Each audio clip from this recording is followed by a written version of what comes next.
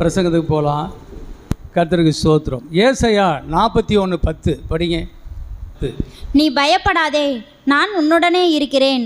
திகையாதே, நான் உன் தேவன்.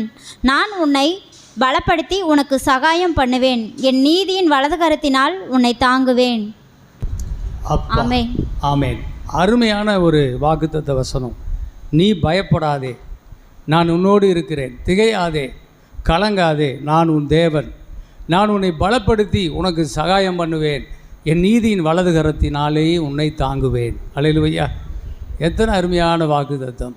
அன்பான தேவ பிள்ளைகளே, இந்த பயப்படாதே என்கின்ற இந்த வார்த்தை மட்டும் பைபிளில் 366 தடவை வந்திருக்குது. தேவ வல்லுநர்கள் சொல்லுவாங்க, ஒரு நாளைக்கு ஒரு பயப்படாத எடுத்து வச்சா கூட என்ன செய்யலாம்? பயமில்லாமல் வாழலாம். அல்லேலூயா சொல்லுவோமா?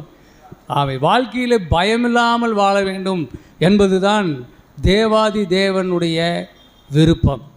தேவனுடைய பிள்ளைகளுக்கு தேவன் கொடுக்கின்ற ஒரு மிகப்பெரிய ஆசீர்வாதம், நீங்கள் பயமில்லாமல் வாழுங்கள் என்பது தான். அருமையான தேவ பிள்ளைகளை, இன்றைக்கு உலகத்தில் பயம் நிறைந்த உலகத்தில் ஜனங்கள் வாழ்ந்து கொண்டிருக்கிறார்கள். எதை நினச்சாலும் பயம்தான், எந்த திசையில் திரும்பினாலும் பயம்தான். பிள்ளைகளை பார்த்தா பயம், புருஷனை பார்த்தா பயம், வருமானத்தை பார்த்தா பயம், கடனை பார்த்தா பயம், வியாதியை பார்த்தா பயம், எதிர்காலத்தை பார்த்தா பயம். எங்கே பார்த்தாலும் பயம் நிறைந்த ஒரு வாழ்க்கை. எதையுமே பயம் இல்லாமல் வெற்றி கொள்ளக்கூடிய ஒரு திட நம்பிக்கை, தைரியம் இல்லாத உலகத்தில் தான் மனிதன் வாழ்ந்து கொண்டிருக்கிறான். அருமையான தேவ பிள்ளைகளே, ஆனால் கர்த்தர் சொல்லுகிறார், மகளே நீ பயப்படாதே, மகனே நீ பயப்படாதே, நான் உன்னோடு இருக்கிறேன். திகையாதே, கலங்காதே, நான் உன் தேவன். நான் உன்னை பலப்படுத்தி உனக்கு சகாயம் பண்ணுவேன். என் நீதியின் வலது கரத்தினால் உன்னை நான் தாங்குவேன். இந்த வார்த்தையை நீங்கள் எடுத்து மனசில் வைக்கணும்.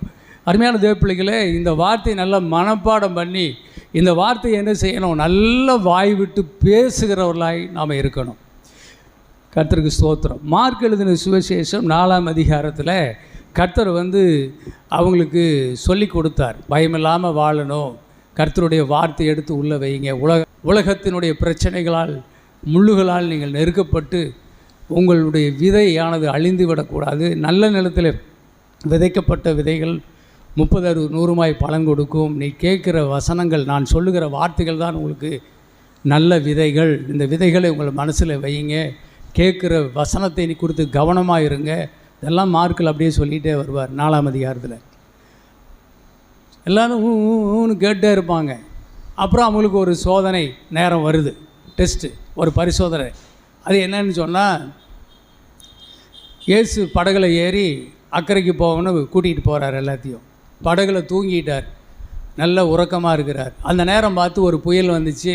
அது பயங்கரமாக அலக்களிக்குது. அப்போது ரொம்ப தாங்க முடியல. சீசர்களெல்லாம் பயந்து அடிச்சுட்டு என்ன செய்கிறாங்க? போதகரை எழுப்புகிறாங்க.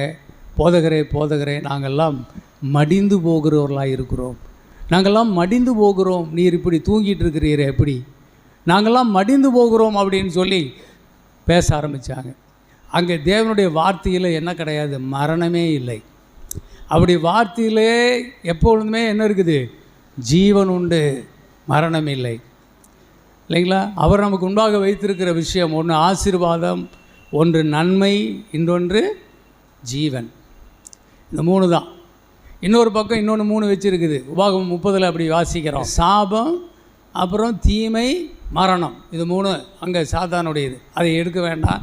நான் ஜீவனையும் ஆசீர்வாதத்தையும் நன்மையும் நீங்கள் எடுத்துக்கொள்ளுங்க அப்படின்னு அதான் சொல்லி கொடுத்தார். இதுதான் உங்கள் வாயில் இருக்கணும், ஜீவனை பேசணும். ஆனால் ஒரு சூழ்நிலை வந்துச்சு பாருங்கள், டக்குன்னு சாபை பற்றி பேசுகிறாங்க. ஆண்டவரே நாங்கள் சாகுறோம், ஆண்டவரே நாங்கள் சாகுறோம் அப்படின்னாங்க. கர்த்தர் படுத்துட்டு தான் இருக்கிறாரு. அவர் இஸ்ரவேலை காக்கிறவர் உறங்குவதும் இல்லை, தூங்குறதும் இல்லை. ஆனால் அவர் கூட தான் இருக்கிறாரு. அவர் உறங்கலை, தூங்கலை, ஆனால் இவங்களை கவனித்து கொண்டு இருக்கிறார். அப்போ எழுந்தார் இயேசு, காற்றையும் கடலையும் அதட்டினார். இறையாதே, அமைதியாயிரு என்று சொன்னார். அல்லேலூயா சொல்லுங்க பார்ப்போம். காற்றும் கடலும் அமர்ந்தது. மார்க் 4ஆம் அதிகாரம் 38 படிங்க. கப்பலின் பின்னணியத்தில் அவர் தலையணையை வைத்து நித்திரையாயிருந்தார். அவர்கள் அவரை எழுப்பி, போதகரே, நாங்கள் மடிந்து போகிறது உமக்கு கவலையில்லையா என்றார்கள். அவர் எழுந்து காற்றை அதட்டி கடலை பார்த்து, இறையாதே, அமைதலாயிரு என்றார். அப்பொழுது காற்று நின்று போய் மிகுந்த அமைதல் உண்டாயிற்று. அவர் அவர்களை நோக்கி, ஏன் இப்படி பயப்பட்டீர்கள்? ஏன் உங்களுக்கு விசுவாசம் இல்லாமற் போயிற்று என்றார். அவர்கள் மிகவும் பயந்து, இவர் யாரோ, காற்றும் கடலும் இவருக்கு கீழ்ப்படுகிறதே என்று ஒருவரோடொருவர் சொல்லிக் கொண்டார்கள். அழிலே சொல்லுங்க பார்ப்போம். ஆமென். அவர் எழுந்து காற்றையும் கடலையும் அதட்டி அமைதிப்படுத்தினார். அவர்களை பார்த்து கேட்டார், ஏன் பயப்பட்டீர்கள்? அற்ப விசுவாசிகளே, ஏன் பயப்பட்டீர்கள்? ஏன் உங்களுக்கு விசுவாசம் இல்லாமல் போயிற்று? இப்போ தானே உங்களுக்கு சொல்லி கொடுத்தேன். இப்போ தானே என் வார்த்தைகள் உங்கள் மனசில் இருக்கணும். என் வார்த்தைகள் தான் பயப்படாதேங்கிற வார்த்தை உங்களுக்கு உள்ளே வச்சுட்டேன். ஆனால் மீறி பயப்படுறீங்களே எப்படி? நான் கூட இருக்கும்போதே நீங்கள் பயப்படுறீங்களே எப்படி? நானும் கூட இருக்கிறேன், உருவமாகவும் உங்கள் கூட இருக்கிறேன், ஜீவனாக உங்கள் கூட இருக்கிறேன். அதே சமயத்தில் என் வார்த்தையும் உங்களுக்குள்ளே வச்சுட்டேன். அப்படி இருந்து நீங்கள் பயப்படுறீங்களே எப்படி? அப்போ இன்னும் அவங்க என்ன செய்யலை? இயேசுவை அவர் எப்படி பார்க்கல? தேவனுடைய குமாரனாக பார்க்கல, உலகத்தின் இரட்சகராக பார்க்கல. அவருடைய வார்த்தையை ஒரு சாதாரணமான மனிதனின் பேசுகிறதை போல பார்த்துட்டு இருக்கிறாங்க. ஆனால் அவருடைய வார்த்தை காற்றிலையும் கடலையும் அதட்டின பொழுது, அமைதலான பொழுது, இப்பொழுது அவரை பார்த்து பயப்படுகிறார்கள். இவர் யாரோ அப்படின்னு பயப்படுறாங்க. அப்படின்னா இதுவரையில் நீ அவரை குறித்து என்ன நினச்சிருந்தீங்க? அப்போ இயேசுவை குறித்து அந்த சீசர்கள் என்ன நினைத்திருந்தார்கள்? அப்படி தான் இன்றைக்குமே மக்கள் இயேசு என்ன செய்வார்? பாவம். அருமையான தேவ பிள்ளைகளே, தேவன் என்ன செய்வார்? அவர் எல்லாமே செய்வார். அல்லேலூயா சொல்லுவோமா? அவரால் கூடாத காரியம் எதுவுமே இல்லை, எதுவுமே இல்லை. நல்லா புரிஞ்சுக்கணும். அவர் தான், அவர் கர்த்தர், அவர் கர்த்தர். காற்றும் கடலும் எல்லாமே அவருக்கு நடுங்கி தான் தீரணும். அவர் சொன்னால் ஆகும், அவர் கட்டளையிட்டால் என்ன செய்யும்? நிற்கும், நிற்கும். கர்த்தர் அப்படி தான், அப்படிப்பட்டவர் கூட இருக்கிறார். அப்படிப்பட்டவர் தான் நம்மோடு கூட பேசி கொண்டு இருக்கிறார். நான் ஆளு தான், நான் வேறு ரூபத்தில் இருக்கிறேன். ஆனால் எனக்குள்ளே இருக்கிறது தேவ வார்த்தை. அழிலே சொல்லுங்கள் பார்ப்போம். ஜீவனுள்ள தேவனுடைய வார்த்தையை பேசி கொண்டிருக்கிறேன்.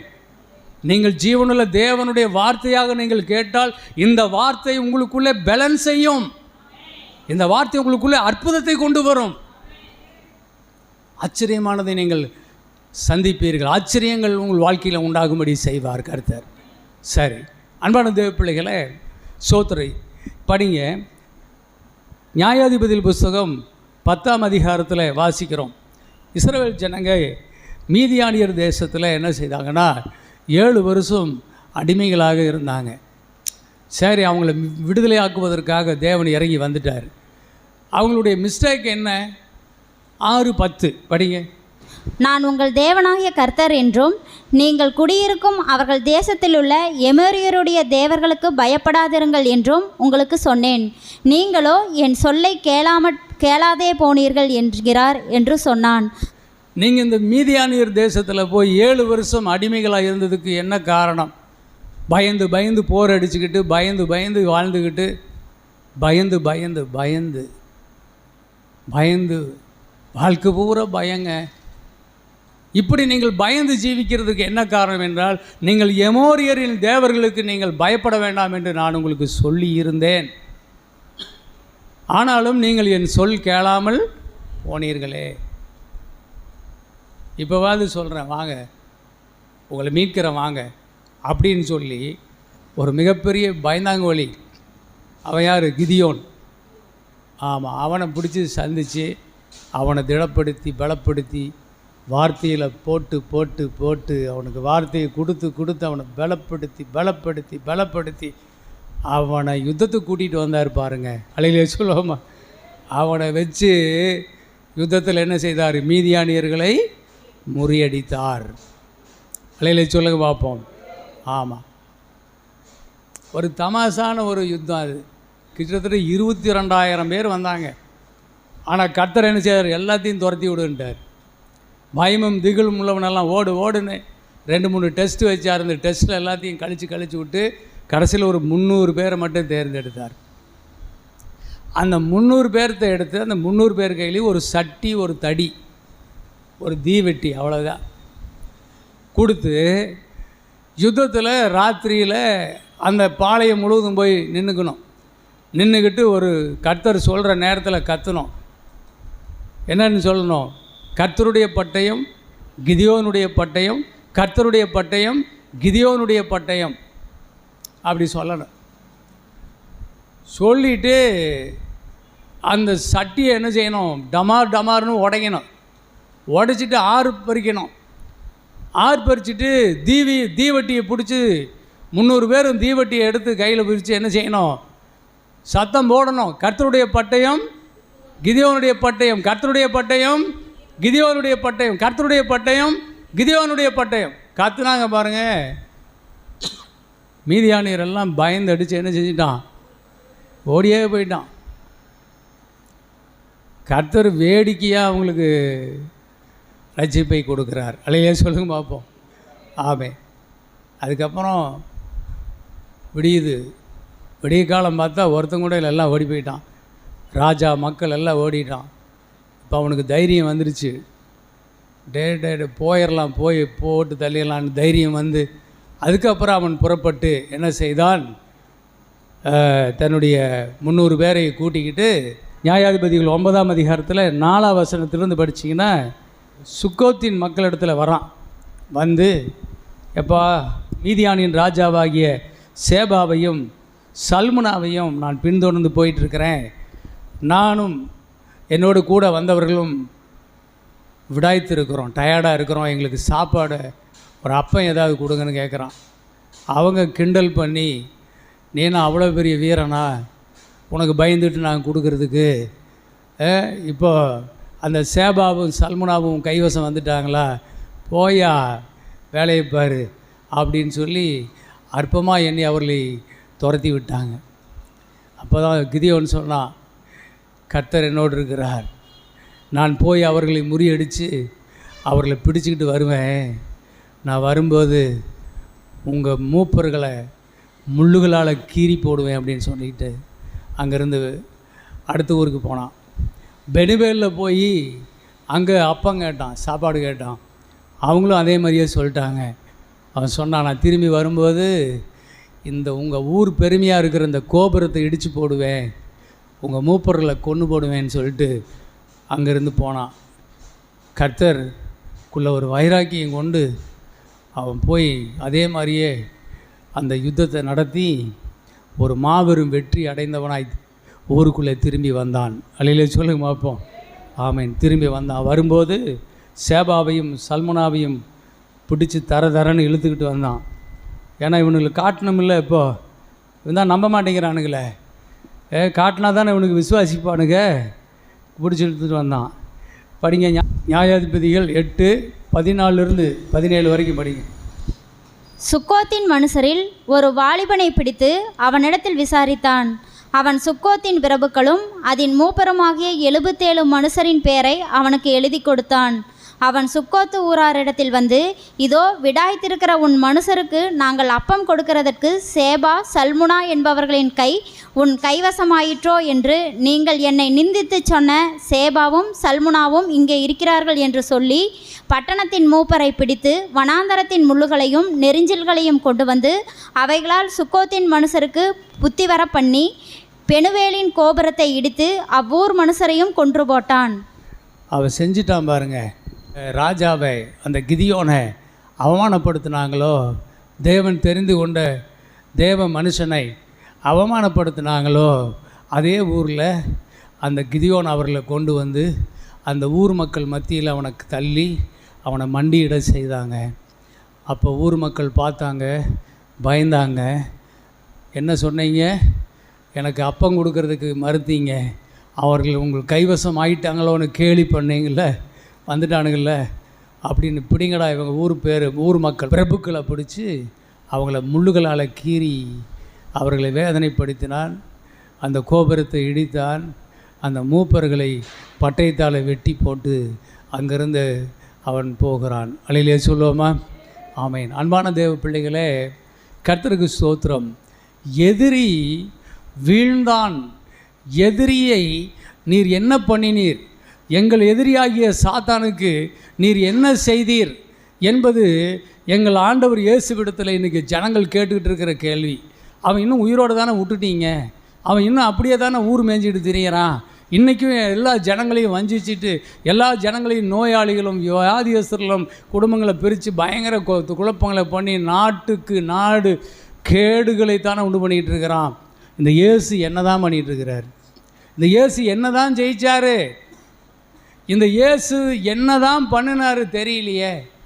இன்றைக்கி சரியானபடி ஜனங்களுக்கு இது புரியாததுனால தான் இன்றைக்கி ஜனங்க சபைக்கு வர்றது இல்லை. தங்கள் சுயபலத்தினால்தான் ஏதோ போராடினா தான் இந்த உலகத்தில் பிசாசையும் ஜெயிக்க முடியும், இந்த உலகத்தையும் நம்ம ஜெயிக்க முடியும் அப்படின்னு தேவ பலன் இல்லாமல் தங்கள் சுயபலத்தால் உலகத்தில் போராடுகிற மக்களாக விசுவாச மக்களும் வாழ்கிறார்கள், அவிசுவாச மக்களும் இன்றைக்கு வாழ்ந்து கொண்டு இருக்கிறார்கள்.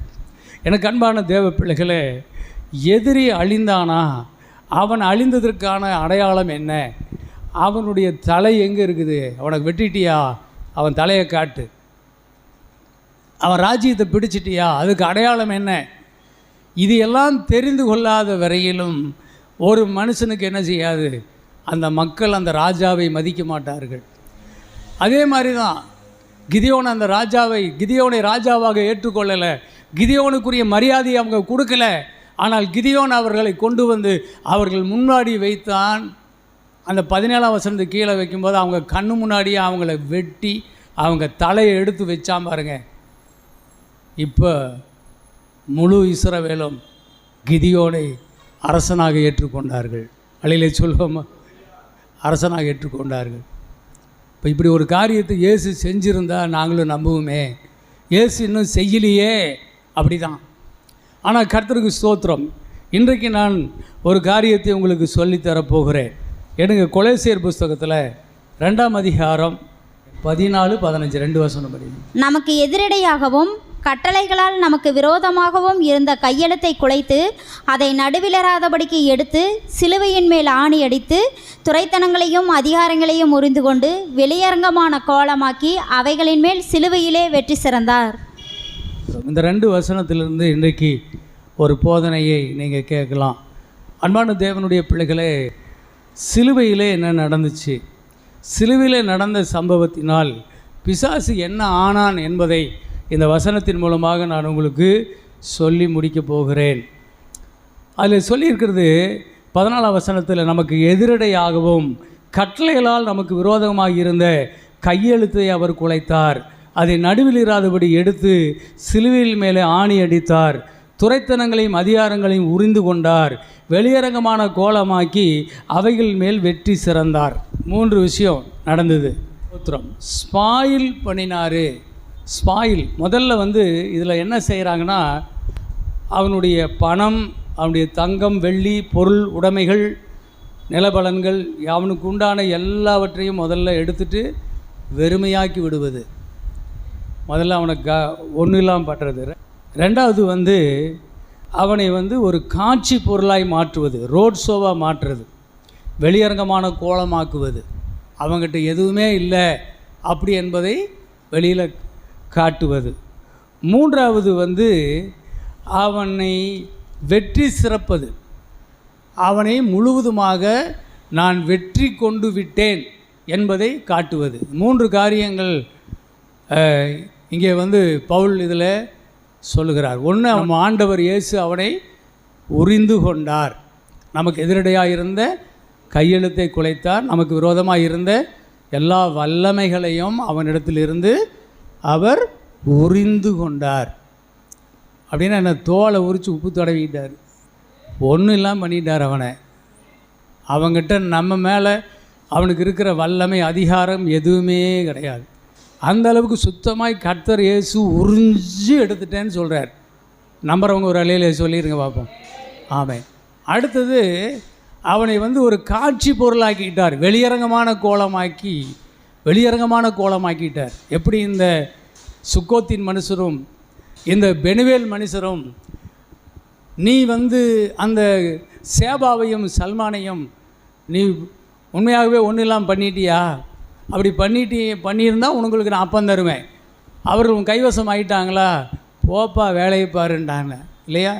ஆனால் இவன் வைராக்கியம் கொண்டு போய் அவர்களை அதே மாதிரியே பிடிச்சி அந்த ராஜாக்களை கொண்டு வந்து அந்த சுக்கோத்துக்கும் பெனுவேலுக்கும் அந்த மக்களுக்கு முன்பாக மண்டியிடச் செய்தான். அல்லையிலே சொல்லுங்க பார்ப்போம். ஆமே, அவங்க கண்ணு முன்னாடி அவனுடைய தலையை வெட்டி அந்த மக்களுக்கு ஒப்புவிச்சா பாருங்க.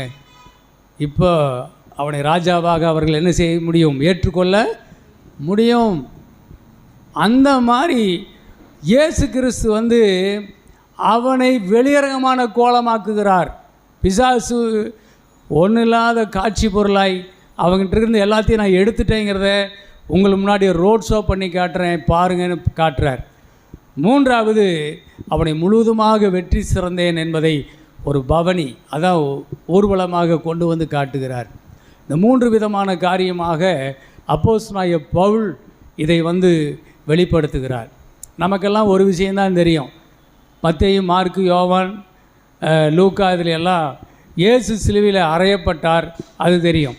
இயேசு பிடிக்கப்பட்டதிலிருந்து வாரில் அடிக்கப்பட்டது, முள்முடி சூடப்பட்டது, காரி துப்பப்பட்டது, அவருடைய கைகளில் ஆணிகள் அடிக்கப்பட்டது, அவருடைய கால்களில் ஆணிகள் அடிக்கப்பட்டு சிலுவையில் அவர் பரிதாபமாக மரித்தார். இதுதான் நமக்கு தெரியும். இதுதான் ஒரு ஷோ. இந்த காட்சி வேணால் நல்ல மனசு நல்லா பதிஞ்சிருக்கும். நிறைய பிரசங்களும் அதான் கேட்குறோம், சுவிசேஷ புஸ்தகங்கள் அதான் நமக்கு வெளிச்சமாக சொல்லுது. ஆனால் இதுக்கப்புறம் பிசாசுக்கு என்ன நடந்ததுங்கிறத நிருபங்களில் தான் பவுல் அதை பார்த்துட்டு சொல்கிறார். அல்லையிலே சொல்லுங்க பார்ப்போம். பவுல் அப்போஸ்தலன் ரோமாபுரியிலே வாழ்ந்தவன். அங்கேயும் அவன் ரோம பிரஜை என்று அவன் பேர் பெற்றவன். அவன் யூதனாக இருந்தாலும் ரோம பிரஜையாகவும் இருந்தான். அதனால் ரோமாபுரியை குறித்து நல்லா தெரிஞ்சிருந்தான். அன்றைக்கு வாழ்ந்த ரோமர்கள் தான் உலகத்தையே என்ன செய்தாங்க? ஆட்சி புரிந்து வந்தார்கள். கிரேக்கர்கள் ஆட்சி அன்றைக்கு உலகம் முழுவதும் கிரேக்கர்களுடைய கையில் தான் இருந்துச்சு, ரோமர்கள் கையில் தான் இருந்துச்சு. அருமையான தேவ பிள்ளைகளே, ரோமர்கள் ஒவ்வொரு நாட்டையும் அவர்களை பல வருடங்களாக போராடி யுத்தம் பண்ணி அந்த ராஜ்யத்தை, அந்த மன்னனை, அந்த மக்களை, அந்த ராஜ்யத்தை அடிமைப்படுத்தி அவர்களை என்ன செய்வா? ஒவ்வொரு நாட்டையும் அவர்கள் மண்டியிட செய்து அவர்களுக்கெல்லாம் இப்படி தான் ரோட் ஷோ நடத்துவான். இப்படி தான் அவர்களெல்லாம் மண்டியிட பண்ணி அவர்களை தன் நாட்டு மக்கள் முன்பாக வேடிக்கை பொருளாக்கி அவன் பவனி வருவான் பாருங்க. இதெல்லாம் வந்து அங்கே சாதாரணமாக நடக்கும். அதனால் அவன் அதிகமாக அதை கேள்விப்பட்டிருக்கிறான், அதிகமாக அதையெல்லாம் பார்த்துருக்கிறான். இப்படிப்பட்ட ஒரு பார்வையில் தான் இயேசு பிசாசுக்கு செய்ததையும் பவுல் அப்போஸ்தலன் பார்க்கிறார். இன்றைக்கி வந்து நிறைய நேரங்களில் வந்து எதிரியை வந்து நம்ம என்ன செய்கிறோம்? ரொம்ப பெருசாக பேசிகிட்டு இருக்கிறோம். எதிரி யார்? நமக்கு பிசாசு தான் எதிரி. எப்பவுமே வந்து எதிரி ஒரு பெரிய பேசும் பொருளாக இன்றைக்கி அவனை வச்சுக்கிட்டு இருக்கிறது ஒரு பெரிய வழக்கமாக இருக்குது. ஆமாம், நல்ல வசனம் பேசுகிற ஊழியக்காரரை, சத்தியம் பேசுகிற ஊழியக்காரரை இன்றைக்கி வந்து என்ன செய்கிறது இல்லை, விடுதலையின் செய்தியை மக்களுக்கு போதித்து சொல்லித்தர்ற ஊழியக்காரங்களை விட பேயோட்டுற ஊழியக்காரங்களை கூட்டிகிட்டு வந்து விட்டால் அவன் 10 பேய் அங்கே ஓடிச்சு, இங்கே ஒரு 20 பேய் ஓட்டினேன், அங்கே ஒரு 5 பேய் ஓட்டினேன் அப்படின்னு ஒரு 1/4 மணி நேரம் பேய் ஓட்டுறதை பற்றியே பேசிக்கிட்டே இருக்கிறாருன்னு வச்சுக்கோங்க. இந்த இடத்துல நின்று ஜனங்க மனசில் என்ன ஓடிடும்? கொஞ்சம் நேரம் கழிச்சோடனே இவர் பிரசங்கம் முடித்த உடனே நம்ம ஓடி போய் என்ன செய்யணும்? இவர்கிட்ட ஒரு ஜெபத்தை பண்ணிக்கணும். அப்பா சரியான வல்லமையான ஊழியக்காரராட்டிருக்கிறார், அவர்கிட்ட ஒரு ஜெபம் பண்ணிக்கணும், அவர் ஃபோன் நம்பர் வாங்கிக்கணும். கர்த்தாவே இவர்கிட்ட ஒரு ஜெபமோ ஒரு ஃபோன் நம்பர் இவர் வாங்கி கொடுத்துருங்க ஏசப்பா அப்படின்னு மனசில் ஓடிக்கிட்டு இருக்கோம். வேறு எதுவுமே ஓடாது மனசில், ஜெபமே பிரசங்கமே கேட்காது. அதுதான் முடிவு பண்ணிடுவாங்க. ஏன்னா பேயை பற்றி அதிகமாய் சொல்லுகிறார், பேய் ஓடுகிறதை பற்றி பேசுகிறார். அருமையான தேவ பிள்ளைகளே, கர்த்தருக்கு இன்றைக்கி அப்படி தான் இன்றைக்கி ஊழியங்கள் வந்து பிஸ்னஸ் மாதிரி ஆகிப்போச்சு. அப்படிப்பட்ட ஒரு சாட்சிகள் உண்டானால் அதை எடுத்து பக்கம் பக்கமாக பேப்பரில் போட்டு என் ஊழியத்தில் இது நடந்துச்சு, அது நடந்துச்சு, இதையே தான். வேதம் என்ன சொல்லுது? என் வார்த்தையை எவன் கனம் பண்ணுகிறானோ அவனை நான் கனம் பண்ணுவேன். வானத்திலும் பூமியிலும் என் வார்த்தையை நான் மகிமைப்படுத்தி இருக்கிறேன். என் வார்த்தையை எவன் மகிமைப்படுத்துகிறான் அவனை நான் மகிமை பண்ணுவேன். இன்னைக்கு வார்த்தையை விட தன்னை மகிமைப்படுத்துகிற கிரியைகள் தான் இன்றைக்கி நிறைய நடக்குது. கொஞ்சம் எச்சரிக்கையாக இருங்க. இந்த உலகத்தில் நானும் அப்படி தான் இருந்தேன். ஆரம்பத்தில் நிறைய பேய் ஓட்டு ஊழியம் தான் ரொம்ப இன்ட்ரெஸ்டாக செய்வேன். அதுக்காக ரொம்ப உபவாசங்கள் பயங்கர 7 நாள் 3 நாள் 7 நாள் ஊழியமெல்லாம் நிறைய உபவாசம் எடுப்பேன். 40 நாள் எடுப்பேன். வருஷத்தில் 2 தடவையாவது 40 நாள் எடுத்துருவேன். நிறைய பேய் ஓட்டிக்கிட்டு இருப்பேன். கர்த்தருக்கு ஸ்தோத்திரம். அன்பான தேவ பிள்ளைகளே, உபவாசம் பண்ணி பாஸ்டர் ஜெபிக்கிறாரு. அங்கே அந்த எண்ணத்தை எப்போவுமே ஜனங்க மத்தியில் உண்டாக்கிக்கிட்டே இருப்பேன். அப்போ தான் இந்த ஜனங்க என் பக்கமாகவே இருப்பாங்க. ஐயோ, அவர் ஜெபிக்கிறார், அவர் எனக்காக அவர் உபவாசிக்கிறார், நான் ஊரை சுத்துறேன், அவர் ஜெபிக்கிறார்.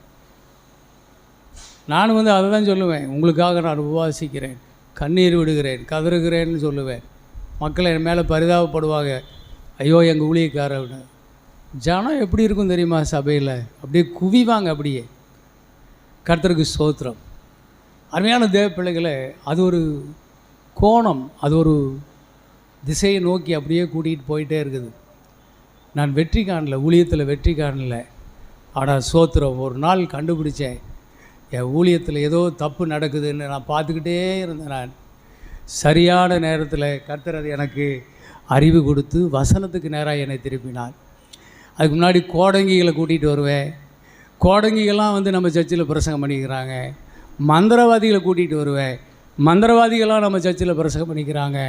அவங்களுக்கெல்லாம் வால் போஸ்ட்டு நோட்டீஸ் எல்லாம் போட்டுக்கிட்டு இப்படியே 3 நாள் பயங்கர பிரச்சாரம் பண்ணி என்னென்னலாம் பண்ணிக்கிட்டு கிடந்தேன். நான் இப்படின்னா போய் 10 அடி தூரம் உழுகிற மாதிரி சாம்பல் ஜபாஸை கொண்டு வந்து அந்த மைதானத்தில் வச்சு ஊழியம் பண்ணி என்னென்னலாம் பண்ணினேன்.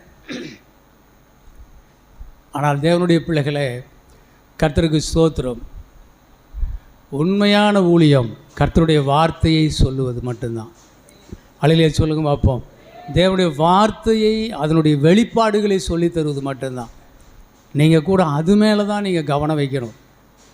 வார்த்தை தான், வார்த்தை தான். அவர் சொன்னார், வானமும் பூமியும் கூட ஒளிஞ்சு போயிடும், ஆனால் என் வாயின் வார்த்தை ஒரு எழுத்து, ஒரு உறுப்பு கூட என்ன செய்யாது, ஒழியாது. அந்நிய பாஷைகள் ஒளிஞ்சு போயிடும், வரங்கள் ஒளிஞ்சு போயிடும், தீர்க்க தரிசனங்களோட ஒளிஞ்சு போயிடும். வார்த்தை அழியாது. அல்லேலூயா சொல்லுங்க பார்ப்போம். வார்த்தை அழியாது. அதனால தான் ஒருவன் என் வார்த்தையின் மேலே தன் வாழ்க்கையை கட்டினால் அந்த வீடு அழியாது. பெரும் மழை பெரும் வெள்ளம் அந்த வீட்டின் மேல் மோதின போது அந்த வீடு இடிந்து விழுந்தது. எந்த வீடு? மணல் மேல் கட்டப்பட்டது.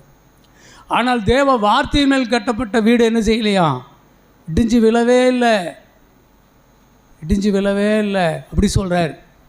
அப்போ கர்த்தருக்கு ஸ்தோத்திரம். இந்த மணல் என்பது என்னென்னா, இந்த மாதிரியான சில பொய்யான மாயைகள் மேல், பொய்யான மாயைகள் மேல், பொய்யும் மாயையும் தான் பிசாசனுடைய ஆயுதம்.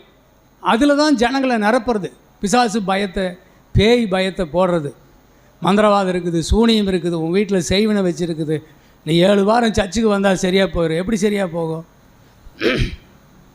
7 வாரம் வந்தால் சரியாக போயிடுமா? எப்படி சரியாக போகும்? இவ்வளோ காணிக்க கொடுத்தா சரியாக போயிடும். சரியாக போயிடுமா? எப்படி சரியாக போகும்? இயேசு சிலுவையில் உனக்கு என்ன செய்திருக்கிறார்? இயேசு உனக்கு கொடுத்துருக்கிற வாக்குத்தத்தங்கள் என்ன? சிலுவையில் பிசாசு எப்படி ஜெயிக்கப்பட்டிருக்கிறான்? இந்த விஷயம் உனக்கு தெரிஞ்சால் மட்டும்தான் இந்த உலகத்தில் நீ முழு வெற்றியாளனாய் வாழ முடியும். அல்லேலூயா சொல்லுவோமா? ஆமென். அதுதான் ரொம்ப முக்கியம்.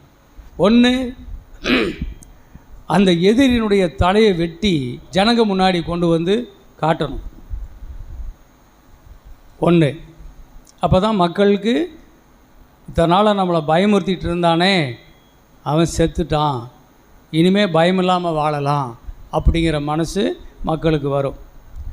இன்னொன்று, அவனுடைய இராணுவம் சிறைப்பிடிக்கப்படணும். 2, 3வது, அவனிடத்தில் இருக்கிற உடைமைகள் எல்லாம் கொள்ளையடிக்கப்படணும். வெள்ளி, பொண்ணு, வைரங்கள், வைடூரியங்கள், செல்வங்கள் எல்லாம் கொள்ளையடிக்கப்படணும். 4வது, அவனுடைய கோட்டை கொத்தளங்கள் எல்லாம் இடித்து நொறுக்கப்பட வேண்டும்.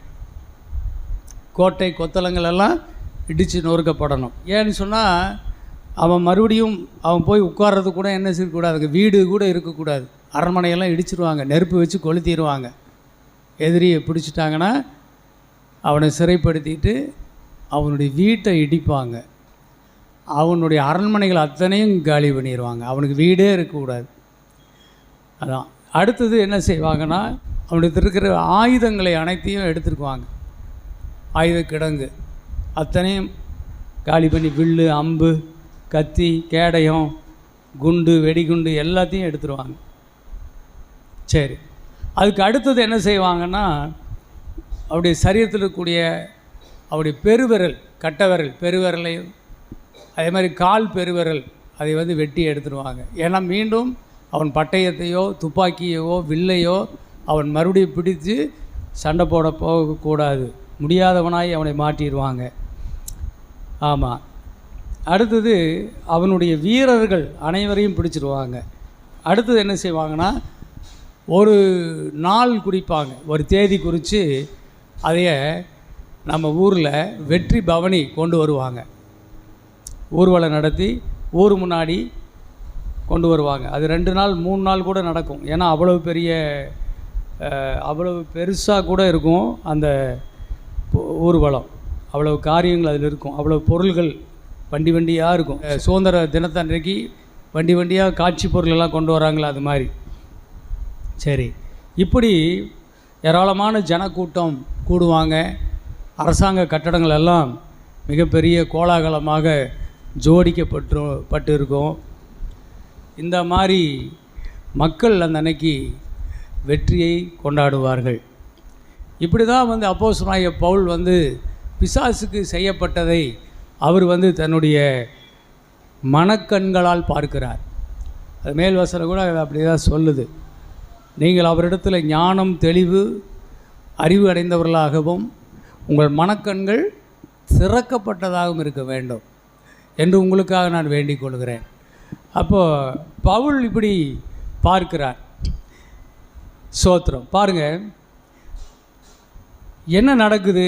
ஒரு தேதி குறிச்சாச்சு, அந்த குறிப்பிட்ட அந்த தேதியில் ஊர்வலம் நடக்குது, ஒரு பெரிய பவனி நடக்குது.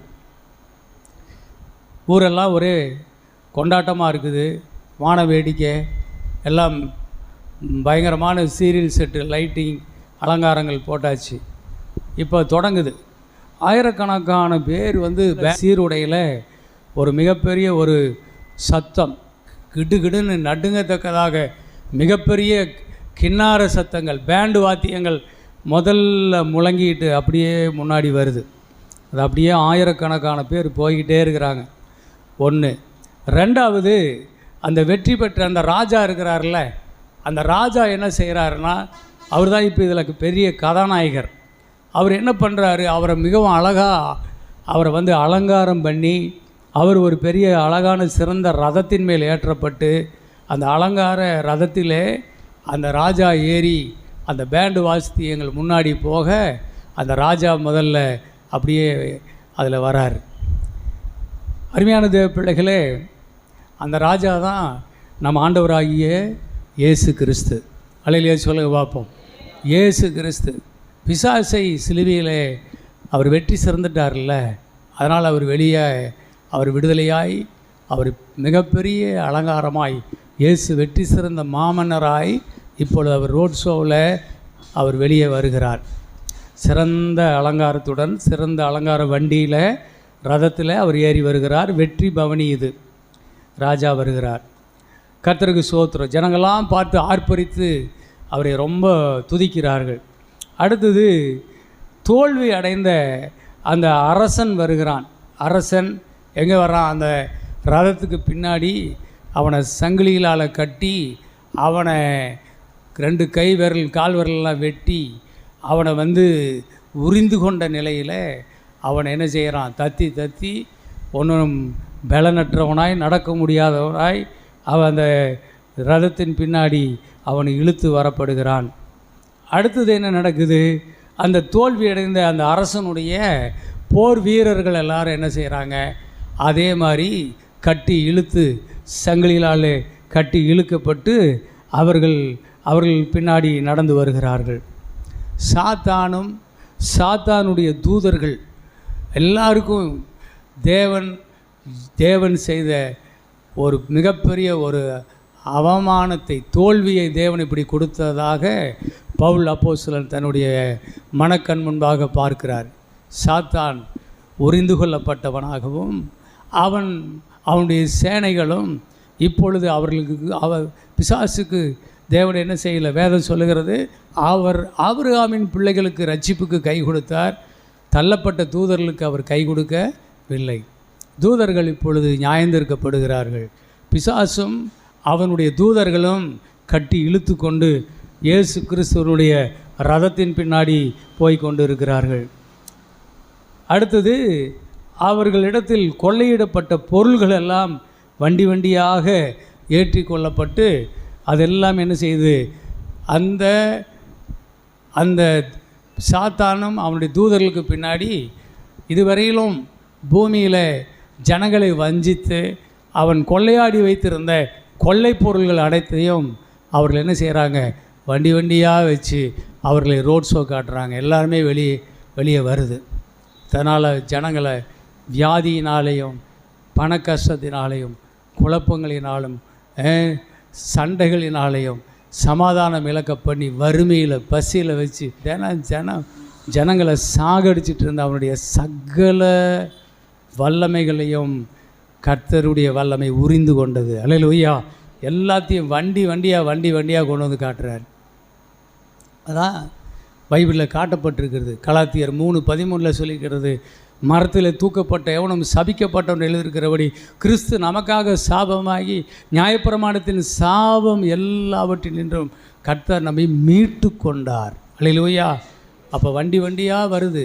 நீ சொல்கிற இல்லை, எனக்கு அந்த சாபம் இந்த சாபம் முன்னோர்கள் சாபம் எல்லாம் வெங்காய சாபம் அத்தனை சாபமும் இப்போ இயேசு பின்னாடி வண்டியாக வருது. அல்லையிலே சொல்லுங்க பார்ப்போம். ஒன்று கூட விடாமல் எல்லாம் ரோட் ஷோ காட்டுறாங்க இப்பொழுது. ஆமாம், வியாதிகளை காட்டுறாங்க, எல்லா பிரச்சனைகளையும் காட்டுறாங்க, பாவத்தை காட்டுறாங்க. ஆமாம், 2 கொரிந்தியர் 5:21 சொல்லியிருக்கிறபடி பாவமே இல்லாத அவர் நமக்காக என்ன ஆனாராம்? பாவம் ஆக்கப்பட்டார். எதுக்காகனா நாம் எல்லாம் நீதிமான்கள் ஆக்குவதற்கு. என்னென்ன பாவம்? விபச்சாரத்தின் பாவம், கொலைகார பாவம் இல்லையா, கற்பழிப்பு பாவம், என்னென்ன பாவத்தில் போட்டு ஜனங்களை வண்டி வண்டியாக கட்டி நரக பாதாளத்துக்கு இழுத்துட்டு போனானோ அதெல்லாம் இப்போ ரோட் ஷோவில் வந்துட்டு இருக்குது. அல்லையிலே சொல்லி பார்ப்போம். அத்தனையும் பின்னாடி வருது, எல்லாம் பொட்டியாக வருது. கர்த்தருக்கு ஸ்தோத்திரம். என்னென்ன வியாதிகளால், கேன்சரில், பலவிதமான முடக்குவாதங்கள், பலவிதமான நோய்களில் ஜனங்களை சாகடிச்சிட்டு இருந்தானோ அத்தனை நோய்களையும் பேக்கப் பண்ணி எல்லாத்தையும் வண்டியாக வருது. அருமையான தேவ பிள்ளைகளே, இவ்விதமாக அப்போஸ்தலனாகிய பவுல் தன் மனக்கண்களினால் அதை பார்க்கிறார். இந்த மாதிரி ஒரு கண் உங்களுக்கு திறக்கப்பட்டால்தான் நீங்கள் விசுவாசமும் தைரியம் உள்ளவர்களாக இருக்க முடியும். அல்லையிலே சொல்லுங்க பார்ப்போம். ஆமேன். அடுத்தது அவனோடு போராடி ஜெயிச்சாங்கல்ல, அந்த வீரர்கள் மிகுந்த கோஷமிட்டு ஜெயக்கொடி பிடித்து கொண்டு கம்பீரமாக அவங்களும் பல வருஷமாக போய் யுத்தத்தில் போய் போராடிக்கிட்டு குடும்பத்தை எல்லாம் விட்டு போர் சேவர்கள் ரோமாபுரியிலிருந்து அவங்க போய் ஆயிரக்கணக்கான லட்சக்கணக்கான வீரர்கள் போயிடுவாங்க, வெளியில் வந்துடுவாங்க. யுத்த காலம். ஒரு நாட்டை போய் முற்றுகையிட்டு அது எத்தனை வருஷமாகும்னே தெரியாது. பொண்டாட்டி பிள்ளைங்க எதுவுமே பார்க்க முடியாது. அவங்க வெற்றி பெற்றுட்டு தான் அந்த மன்னனோடு கூட அவங்க நாட்டுக்கு திரும்ப முடியும். அப்போ எத்தனை நாள் இவங்க காத்திருந்தாங்கல்ல. இப்போ அவங்க எல்லாம் என்ன செய்கிறாங்கன்னா ஜெயகோஷம் போட்டுக்கிட்டு வெற்றி கொடியை கையில் பிடிச்சிக்கிட்டு யார் பின்னாடி வராங்க? இந்த சாத்தான் கூட்டம் இப்போல்லாம் போகுது, எல்லாம் கொள்ளையடித்த பொருளெல்லாம் போகுது, அது பின்னாடி நாங்கள்லாம் ஜெயிச்சிட்டோன்னு வராங்க. அல்லையிலே சொல்லுவோமா? ஆமேன். இயேசுக்கு முன்னாடி எத்தனை தேவ தூதர்கள், எத்தனை ஊழியக்காரங்க வந்து எவ்வளவு பணி செஞ்சாங்க, எவ்வளோ தீர்க்கதரிசிகள் ஆமேன் அவர் வருகிறார் என்று அறிவித்தாங்க. அவர் மூலமாக இந்த பூமிக்கு ஒரு விடுதலைன்னு சொன்னாங்க. அத்தனை தேவதாசர்களும் என்ன செய்கிறாங்க? வெற்றி பவனி வருகிறார்கள் இயேசுவுக்கு பின்னாடி. அல்லையிலே சொல்லுங்க பார்ப்போம். ஆமேன். அவங்களுக்கெல்லாம் ஒரு பெரிய சந்தோஷம். ஆமேன். ஒரு மாபெரும் ஒரு வெற்றியை மூலமாய் நாங்கள் அடைந்து விட்டோம். அப்படின்னு சொல்லி அவங்கெல்லாம் பின்னாடி வராங்க. அதுக்கு பின்னாடி இந்த போரில் வெற்றி அடைந்த அந்த வெற்றியை குறித்து அதையெல்லாம் சித்தரிக்கும் படங்கள், அதையெல்லாம் சித்தரிக்கிற சிலைகள், அதையெல்லாம் சித்தரிக்கக்கூடிய சில வண்டி வாகனங்கள் நிறைய வருது. ஒன்றா ரெண்டா நிறைய வைக்கலாம் இல்லை. சுதந்திரம் அடைஞ்சு 75 வருஷம் ஆகிப்போச்சு. அன்றைக்கு நடந்த விஷயம் இன்றைக்கும் இந்த இளைய தலைமுறை இந்த நம்ம பிள்ளைகளுக்கெல்லாம் தெரியணுமில்ல. அப்போ எப்படி தெரியும்? அப்போ வருஷம் வருஷம் அதை நடத்திக்கிட்டே இருக்கணும். அல்லையிலே சொல்லுங்க. அப்போ அதனால தான் என்ன செய்யுதுன்னா, மீண்டும் அந்த சுதந்திரம் அடைந்த அந்த விஷயம், அதற்காக அவர் நாட்டில் அவங்க இரத்த சிந்தி மரித்த அந்த சுதந்திர போராட்ட வீரர்கள், அவர்களுடைய வாழ்க்கை சரித்திரங்கள் அடங்கின அந்த இதெல்லாம் வருது. அப்படியே வாகனங்கள் அப்படி அது அப்படியே வந்துகிட்டே இருக்கும். இப்படி வருது எல்லாமே. இதுதான் நம்மெல்லாம் தியானிக்கிறோம்ல சர்ச்சில். கிறிஸ்துவுக்காக விசுவாச வீரர்கள், பாடுபட்டவர்கள், இரத்தம் சிந்தினவர்கள், கொலை கொண்டவர்கள், வெற்றி விசுவாச வீரர்கள், இதெல்லாம் அப்படியே நம்ம கொண்டு வரல. இதெல்லாம் வந்து அப்படியே வர வர வர இதெல்லாம் பார்க்க சபைக்கு என்ன விசுவாசம் வருகிறது. அல்லேலூயா சொல்லுவோமா? நாம தேவ ஜனங்கள் நம்பிக்கை பெறுகிறார்கள். நம்ம எதிரி ஒளிந்தான் என்கின்ற அந்த கான்செப்ட், அந்த மைண்ட் செட்டு, அவங்களுடைய அடிமனதில் இருக்கக்கூடிய சாத்தானை பற்றி காலாகாலமாக இருந்த அந்த பயம் இல்லையா? பிலிப்பியர்கள் 2ஆம் அதிகாரத்தில் சொல்கிறது, பிசாசை பற்றின காலாகாலமாய் உங்களுக்குள் இருந்த அந்த மரண பயத்தை நீக்கும்படிக்கு இயேசு கிறிஸ்து தமது மரணத்தினாலே மரணத்தின் அதிபதியாகிய பிசாசானவனை ஜெயித்தார். அல்லையில சொல்லுங்க பார்ப்போம். ஜெயித்தார் உனக்கு தெரியணுமில்ல. ஜெயித்தாருங்கிறது உனக்கு தெரியணுமில்ல. காலாகாலமாய் உனக்குள்ள இருந்த மரண பயத்தை அவர் வேரோடு பிடுங்கி எடுத்துட்டாருங்கிறத நீ தெரியணுமில்ல. அப்போ உனக்கு இந்த ரோட் ஷோவை நீ பார்க்கணும். உனக்கு மனக்கண்கள் திறக்கப்படணும். நீ இதை மனசார நீ பார்த்தா தான் உன்னுடைய ஆள் மனதில் சாத்தானை பற்றின பயம் நீங்கி நீ தேவனை பற்றின தைரியம் உண்டாகி பயப்படாமல் வாழ முடியும். அல்லேலூயா சொல்லுங்க பார்ப்போம். ஆமென். கர்த்தருக்கு ஸ்தோத்திரம். எனக்கு அன்பான தேவ பிள்ளைகளே, இவ்விதமாக இந்த காட்சியை அவர் உரிந்து கொண்டதை, அவர் பிசாசை வெளியரங்கமான கோலம் ஆக்கினதை, பிசாசின் மேலே அவர் வெற்றி சிறந்ததை இவ்விதமாக நாம் காண வேண்டும்.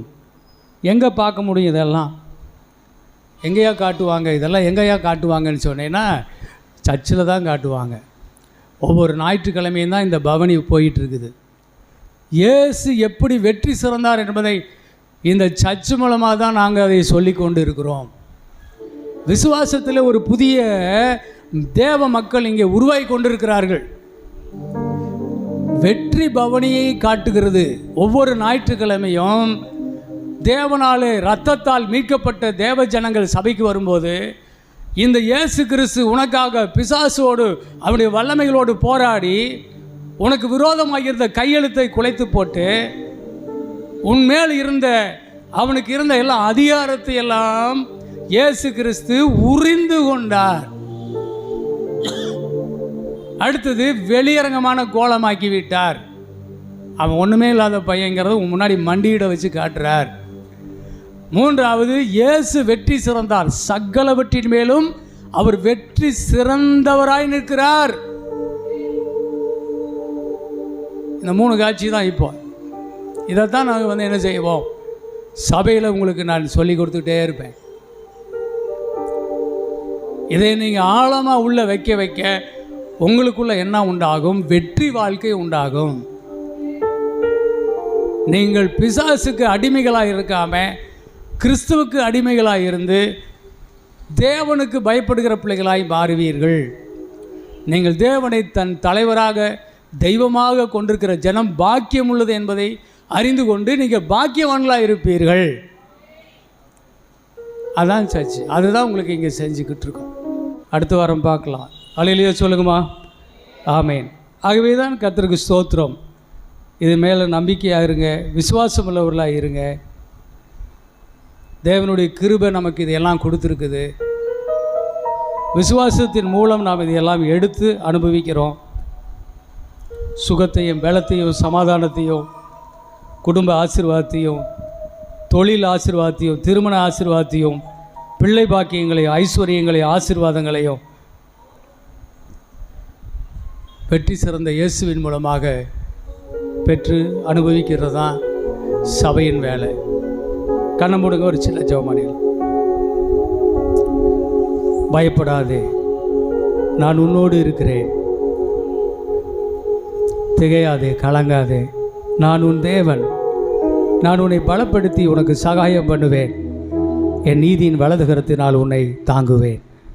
பரலோக பிதாவே, உங்களை மாதிரி ஆண்டவர் யாருமே இல்லை. உங்களை மாதிரி எங்களுக்கு வெற்றி சிறந்த தெய்வம் யாருமே இல்லை. எங்களுக்காக பிசாசுகளோடு உடைய வல்லமைகளோடு நீங்கள் போராடி பிசாசு சிலுவையில் ஜெயிச்சிட்டீங்கப்பா. பிசாசு சிலுவையில் ஜெயிச்சிட்டீங்க. அவனுக்கு என்ன ஆச்சுங்கிறத பவுலுக்கு அவனுடைய மனக்கண்களை திறந்து காட்டி அவனை திட நம்பிக்கை கொடுத்து அவனுக்கு ஒரு பலனை கொடுத்து டே அப்பா பிரமிக்க வைத்து அவன் உலகம் முழுவதும் ஓடி ஓடி ஊழியம் செய்ய வைத்து இந்த இயேசுவை நான் உலகம் அறிய வேண்டும் என்று உலகத்துக்கே அவனை கொண்டு போனீங்களே பா. அற்புதமான ஒரு வெளிப்பாடு, அற்புதமான ஒரு சுவிசேஷம், அற்புதமான ஒரு தேவ ஊழியக்காரன் கர்த்தர் பவுலை கொடுத்தீங்க. அதுக்காக நன்றி. இன்னைக்கு பவுலுக்கு உண்டான அந்த தெய்வீக வெளிப்பாட்டை நாங்களும் கூட எங்கள் மனக்கண்களை திறந்து பார்க்க கர்த்தர் எங்களுக்கு கிருபை செய்ததற்காக உங்களுக்கு கோடான கோடி நன்றி. இந்த வார்த்தையை கேட்ட உங்கள் பிள்ளைகளுடைய மனக்கண்கள் திறக்கப்பட்டு இந்த காட்சி எப்பொழுதும் உடைய பிள்ளைகளுடைய உள்ளத்தில் நிலைத்திருக்கட்டும்.